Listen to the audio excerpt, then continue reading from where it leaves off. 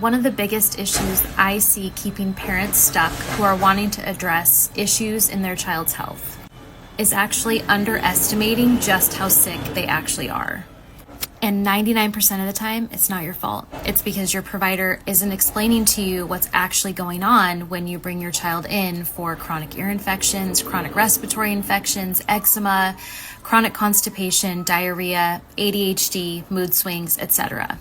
Nobody's explaining to parents that these are actually soft signs that chronic illness is starting to take root and develop in their body.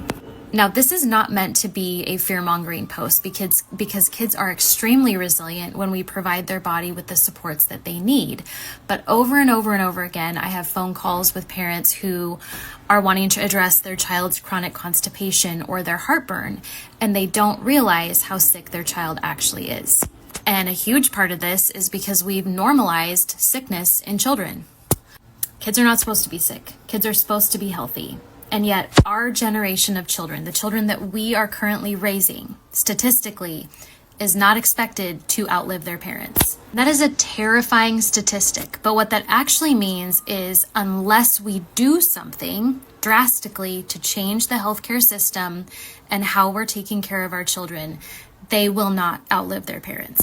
And that's because their rate of chronic illness is somewhere around 50% as children, which is insane. And that's part of the reason why we are working so hard to shift the paradigm in health in the medical system for children.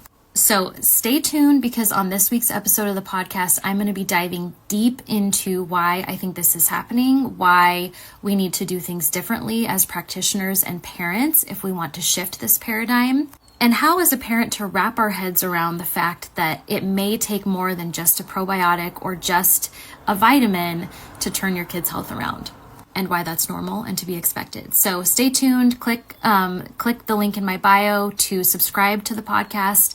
That way you can be sure to listen when the episode comes out.